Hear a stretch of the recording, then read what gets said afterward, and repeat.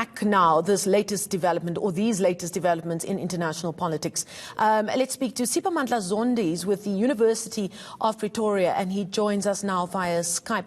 Thank you so much for joining us. Let's pick up there with the last story that we ran with regards to the goings-on around Prime Minister Boris Johnson in Britain and its parliament. For those of us who are not living in the country, you almost don't know who's coming and who's going. Is Parliament sitting? Isn't Parliament sitting? How do you see this playing itself out?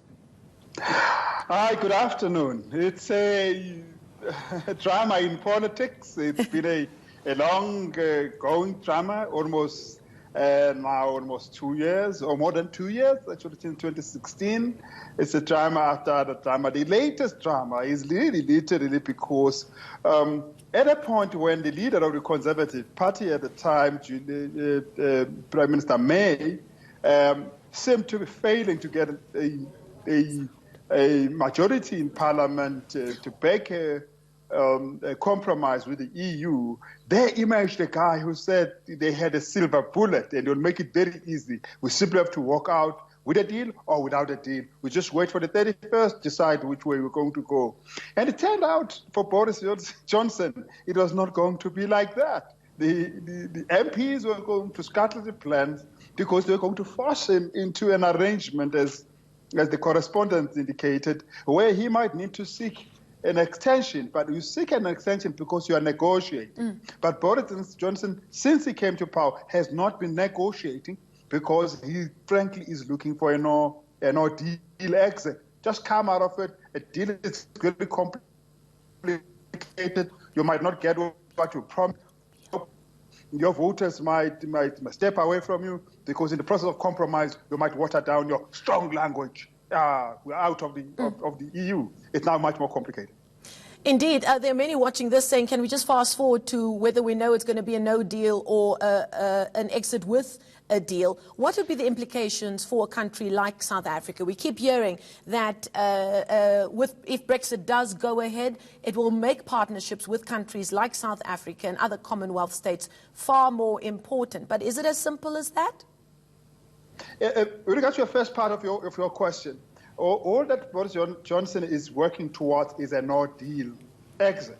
For the reason that a no-deal exit means at the end of this period, which is a couple of weeks from now, we just walk away from the whole thing, start afresh, and it's fine.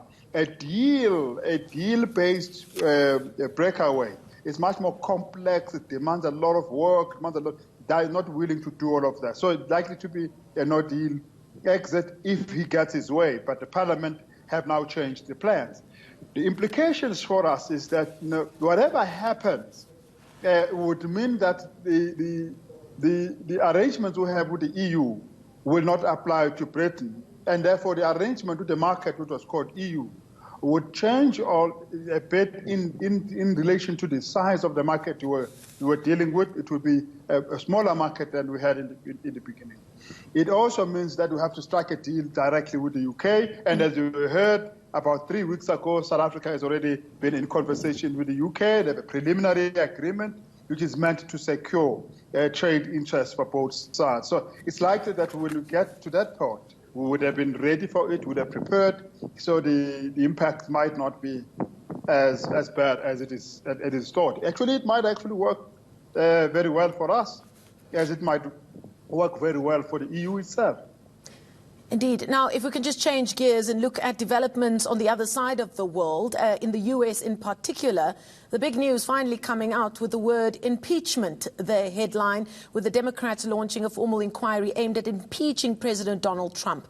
Now, those who were able to read the full Mueller report would have said, but he should have been impeached for what happened leading up to the last election. Do we feel that this is a strategic move from Nancy Pelosi and the US Democrats, that they feel like finally they've got a better chance now, based on this latest development involving the Ukraine, to impeach Donald Trump? Yes, in this boxing game that you call politics in the US, there has been attempts in the past to try and get Donald Trump impeached, but it has been an initiative of individual senators who tried and couldn't get support even within their own party.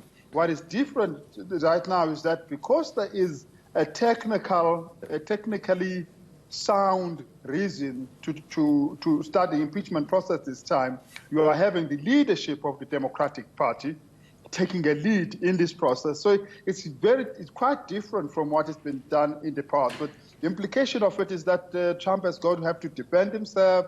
He's going to have to go through this process of inquiry. It's going to be a lot of stuff revealed. It's going to be a debate. Even if it doesn't get to the impeachment, which perhaps is unlikely, it would be damaging for him literally in the months towards the re-election. It might actually take the steam off his quite strong campaign. Right now, he's the strongest candidate of all that are running for the presidency in the U.S. Fun and games. It's like the best reality television in the world, isn't it? Thank you so much. Siphamandla Zondi is with the University of Pretoria.